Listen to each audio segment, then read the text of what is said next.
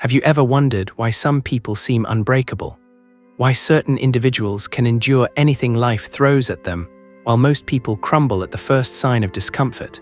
The answer lies in something the ancient Japanese warriors discovered centuries ago, a practice so powerful that it literally rewires who you are at the deepest level. They called it Shugyo, and it's not what you think. Today I'm going to tell you a story about a man named Kenji, an ordinary software developer from Tokyo who discovered this ancient practice and transformed himself into someone completely different. But before we begin, I invite you to subscribe to the channel, like this video, and comment below what area of your life needs the most transformation right now. Your engagement helps this content reach more people who need to hear this message. Thank you for being here. Now, back to the story. Kenji was 28 years old and living the modern nightmare. He worked 12-hour days at a tech company, survived on energy drinks and convenience store food, and spent his evenings scrolling through social media feeling empty inside. He had dreams once. He wanted to be stronger, healthier, more disciplined. He'd tried everything: gym memberships he never used, meditation apps he opened twice, self-help books that collected dust on his shelf. Every Monday morning he promised himself this week would be different. By Wednesday he'd given up, again. The pattern had repeated so many times he'd started to believe this was just who he was. Weak, undisciplined, incapable of change. One evening, exhausted and disgusted with himself, Kenji stumbled into a small bookstore in Shibuya. An old book caught his eye, its cover worn and faded. The title read The Way of Shugyo, Forging the Spirit Through Ritual Suffering. He almost put it back. The last thing he needed was another book telling him to try harder, but something made him buy it.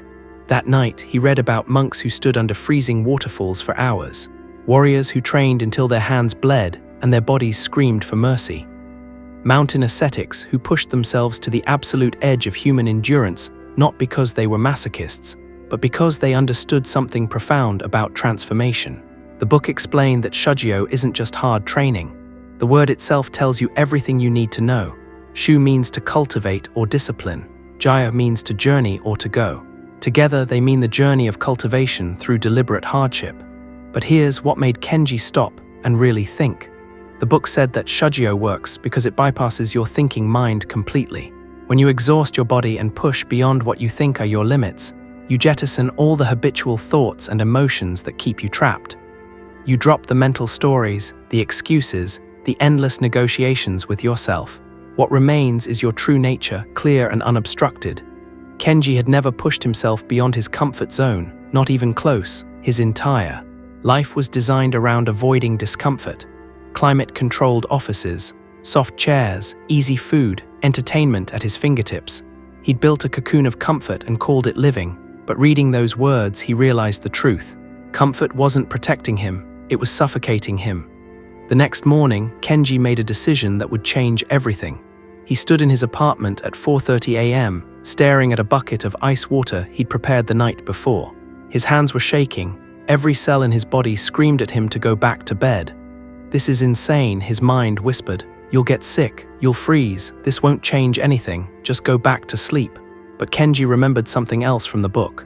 The suffering you create in your mind is always worse than the actual experience. Fear magnifies everything.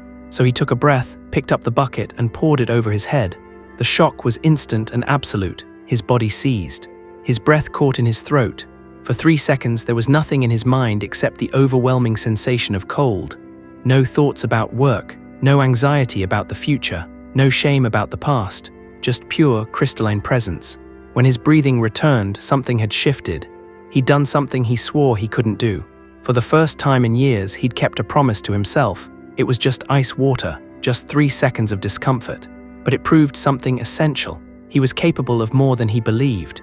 The real power of Shugyo isn't in the dramatic moments under waterfalls or marathon training sessions. Those exist, and they serve a purpose. But the true transformation happens in the daily repetition.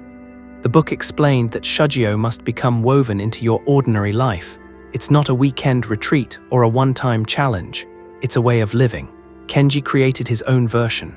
Every morning, 4:30 a.m., ice water. No negotiation, no debate. The alarm rang, he got up, he did it. Rain or shine, sick or healthy, motivated or not, the decision had been made once. Now there was only execution. First week was hell. His body protested every morning. His mind generated 1,000 reasons to skip just one day, but he remembered the principle of muku, practice without gaps. A river that stops flowing is no longer a river. It's just a memory of where water used to be. If he created even one gap, he'd have to make the decision all over again. And decisions are where discipline dies. So he continued without missing a single day. Something remarkable started happening around week 3. The ice water stopped being torture and started being liberation. Not because it got easier physically, it never did, but because he stopped resisting it. He no longer wasted energy arguing with reality. The alarm rang. He got up, he poured the water. Simple, automatic, no drama. His co-workers started noticing something different about him. "You seem more focused," they said. "More present." What changed? Kenji didn't tell them about the ice water. He didn't need to explain. The transformation was speaking for itself. By month 2, Kenji added more. Push-ups until failure every morning after the ice water. Then meditation for 20 minutes. Then reading for 30 minutes before work. Each practice was simple. Each one was uncomfortable in its own way. Together they became his personal Shugyo, his daily forging. The beautiful thing about this system is that the practices don't matter as much as the principle. You could choose cold showers, running, fasting, studying something difficult. The specific practice is just the vehicle. What matters is that you commit completely and never create a gap. Kenji discovered what the ancient practitioners knew. When you make yourself do hard things every single day, you forge something inside yourself that can't be broken. Not by difficult projects at work, not by relationship challenges, not by financial stress. Nothing external can shake you because you've already proven to yourself that you can endure. You've tested yourself every morning and emerged victorious. This creates a kind of confidence that other people can feel but can't explain. 6 months into his practice, Kenji's boss called him into the office. "We're giving you the lead position on our most important project," he said. "You've become the most reliable person on the team. I don't know what happened to you, but keep doing it." Kenji smiled. He knew exactly what happened. He died and been reborn. The old Kenji, the one who negotiated with himself every morning about whether to get up, that person was gone. In his place was someone who simply did what needed to be done. No hesitation, no drama, just action. This is the secret of Shugyo that no one talks about. It's not really about the physical practices. Standing under waterfalls or doing 1,000 sword cuts isn't magic. The magic is in what happens to your identity when you repeatedly do hard things without quitting. You stop being someone who tries and become someone who is. You're no longer a person attempting to be disciplined.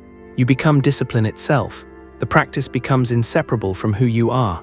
A year later, Kenji barely recognized his former self. He'd lost 15 kilos. His mind was sharp and clear.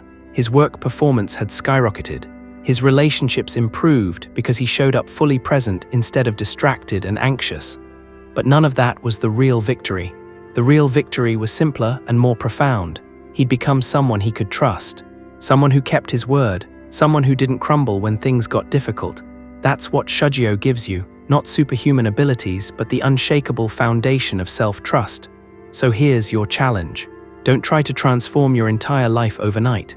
That's not Shugyo, that's ego. Instead, choose one practice. One uncomfortable thing that scares you. Cold water, exercise, meditation, studying something difficult, whatever calls to you.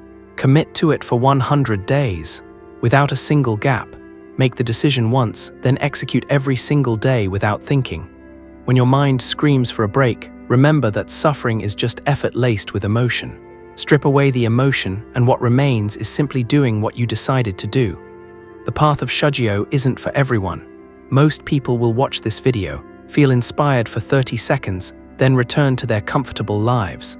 And that's fine, but if you're still watching, if something in you recognized the truth in this story, then you're ready. You're ready to stop negotiating with yourself, ready to forge something unbreakable inside you, ready to discover who you become when you refuse to quit. If this message resonated with you, subscribe to the channel and activate the bell so you never miss future content. Drop a comment telling me what your Shugyo will be. What uncomfortable practice will you commit to for 100 days? Remember, the journey of 1,000 miles begins with a single painful step, and that step is waiting for you tomorrow morning. If you've made it this far, thank you for your attention. See you in the next video.